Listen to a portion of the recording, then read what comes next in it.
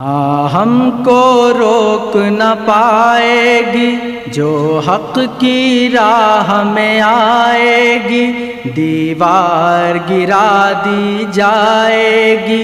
ہم تو اس وقت قاضی ابو یوسف نے وہ عہدہ قبول کر لیا۔ پھر جب عہدہ قبول کیا تو پھر آپ کو اس کی قیمت بھی تو ادا کرنی پڑے گی۔ تو یہ قاضی ابو یوسف نے پہلی دفعہ یہ فتویٰ دیا تھا کہ گن پوائنٹ کے اوپر، تلوار کی نوک کے اوپر اگر کوئی اپنی بیوی کو طلاق دلوا دے، کوئی بندہ کسی کی بیوی کو، تو طلاق واقع ہو جائے گی۔ تو یہ قاضی ابو یوسف نے پہلی دفعہ یہ فتویٰ دیا تھا کہ گن پوائنٹ کے اوپر، تلوار کی نوک کے اوپر اگر کوئی اپنی بیوی کو طلاق دلوا دے، کوئی بندہ کسی کی بیوی کو، تو طلاق واقع ہو جائے گی۔ معزز سامعین، السلام علیکم ورحمۃ اللہ وبرکاتہ۔ فقہ حنفی دنیا میں کیسے پھیلی، اس عنوان کے تحت انجینئر مرزا جہلمی کا جو کلپ ہے اس میں اس شخص نے انتہائی دجل سے، فریب سے، جھوٹوں سے کام لیا ہے اور بہت زیادہ اپنی جہالتوں کا بھی مظاہرہ کیا ہے۔ حضرت امام ابو یوسف رحمۃ اللہ علیہ کی دشمنی میں اس نے اندھا ہو کر بہت سارے حقائق کا انکار کیا ہے۔ ابھی آپ نے سنا کیا کہہ رہا تھا کہ سب سے پہلے زبردستی کی طلاق کے واقع ہونے کا فتویٰ بھی قاضی ابو یوسف نے دیا۔ کتنے گھٹیا انداز کے ساتھ اتنے بڑے امام، چیف جسٹس قاضی ابو یوسف رحمۃ اللہ علیہ کا ذکر کر رہا ہے۔ ظاہری بات ہے کہ جو بندہ اللہ کے اولیاء کے ساتھ دشمنی کرے گا، ان پر طنز کرے گا، ان کو برے الفاظ سے یاد کرے گا، اس پر اللہ کی مار تو پڑے گی۔ اسی لیے یہ مرزا جہلمی ذلیل ہو رہا ہے۔ فقہ حنفی کی انجینئرنگ کرتا ہے، ہم تیری انجینئرنگ اتار کے ابھی تیرے ہاتھ میں پکڑاتے ہیں۔ اس نے کہا کہ سب سے پہلے زبردستی کی طلاق واقع ہونے کا فتویٰ حضرت امام ابو یوسف رحمۃ اللہ علیہ نے دیا، حالانکہ اس کی یہ بات بالکل جھوٹ اور باطل ہے۔ آپ کے سامنے ہم حوالہ جات ابھی پیش کرتے ہیں، سنیے۔ سب سے پہلے آپ دیکھیں قاضی ابو یوسف رحمۃ اللہ علیہ پیدا کب ہوئے۔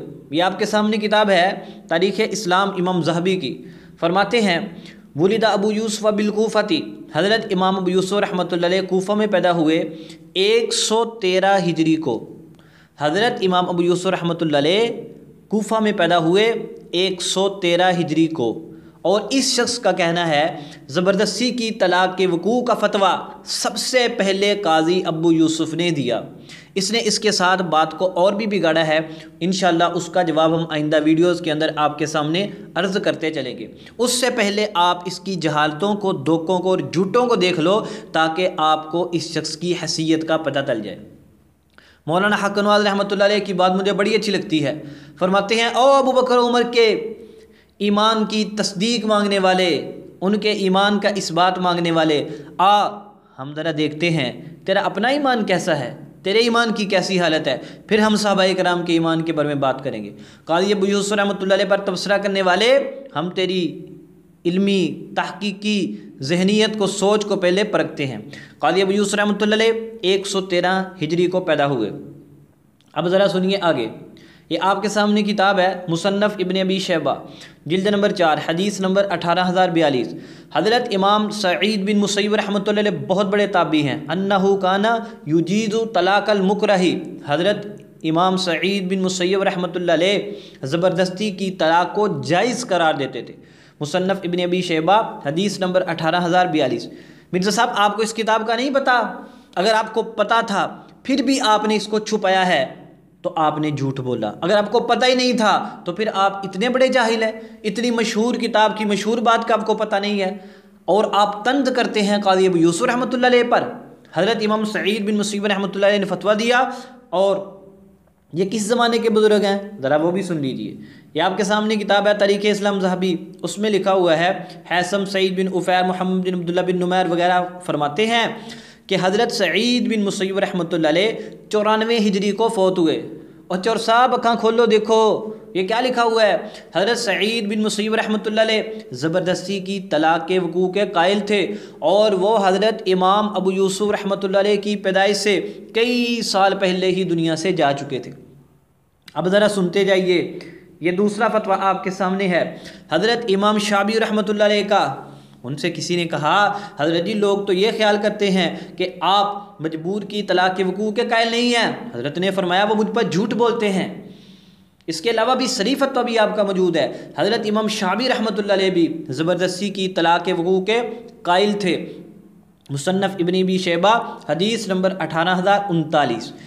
اب ذرا سنیے حضرت امام شعبی رحمۃ اللہ علیہ کی وفات کب ہوئی. یہ آپ کے سامنے تاریخ اسلام ذہبی ہے, اس میں مختلف اقوال لکھے آپ کی وفات کے بارے میں کہ آپ 104 ہجری کو فوت ہوئے, آپ 105 ہجری کو فوت ہوئے, آپ 106 ہجری کو فوت ہوئے. اور حضرت امام ذہبی رحمۃ اللہ علیہ نے 100 سے لے کر 110 تک کے سالوں میں آپ کی وفات کا قول لکھا ہے, یعنی ان سالوں میں سے کسی سال میں آپ کا انتقال ہوا.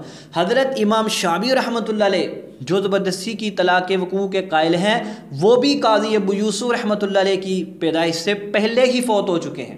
تو تم کیسے کہہ رہے ہو کہ سب سے پہلے یہ فتویٰ قاضی ابو یوسف نے دیا؟ اور قاضی ابو یوسف نے تمہارا کیا بگاڑا ہے کہ تم ان کی دشمنی میں اندھے ہو کر اتنے بڑے بڑے جھوٹوں کا ارتکاب کر رہے ہو؟ اب ذرا تیسرا والا سنیے. یہ قاضی شریح, بہت مشہور قاضی ہیں, صحابہ کرام کے دور کے قاضی ہیں قاضی شریح. وہ بھی فرماتے ہیں طلاق المکرہ جائز, مجبور کی طلاق جائز ہے. مصنف ابن ابی شیبہ حدیث نمبر 18043. اب قاضی شریح کی ذرا وفات بھی سن لیجئے. قاضی شریح رحمۃ اللہ علیہ کا انتقال کب ہوا؟ یہ تاریخ اسلام ذہبی آپ کے سامنے ہے, جلد نمبر 2 صفحہ نمبر 821. اس میں لکھا ہے اور کہا خلیفہ اور ابن نمیر نے کہ آپ کا انتقال 80 ہجری میں ہوا. کب آپ کا انتقال ہوا؟ 80 ہجری میں. حضرت امام ابو یوسف رحمۃ اللہ علیہ کی پیدائش سے تقریباً 33-34 سال پہلے ہی بندہ انتقال کر چکا اور فتویٰ بھی دے چکا ہے کہ زبردستی کی طلاق واقع ہو جاتی ہے. تم کیسے کہہ رہے ہو کہ حضرت امام ابو یوسف رحمۃ اللہ علیہ نے سب سے پہلے فتویٰ دیا, بادشاہوں کو خوش کرنے کے لیے بادشاہوں کو اس کا قائل بنا دیا, اور پھر وہ بادشاہ جس کی مرضی عورت کو چاہتے تھے اٹھا لیتے تھے؟ کچھ خدا کا خوف کرو, شرم کرو, اتنے بڑے بڑے بزرگوں پر اتنے بڑے بڑے بہتانات لگا رہے ہو. اس لیے مرزا جہلمی کا یہ کہنا بالکل جھوٹ اور باطل ہے کہ سب سے پہلے زبردستی کی طلاق کے وقوع کا فتویٰ حضرت امام یوسف رحمۃ اللہ علیہ نے دیا. یہ بات بالکل غلط ہے. آپ سے پہلے حضرت سعید بن مسیب نے فتویٰ دیا, آپ سے پہلے حضرت امام شعبی نے فتویٰ دیا, آپ سے پہلے مشہور قاضی شریح نے بھی فتویٰ دیا.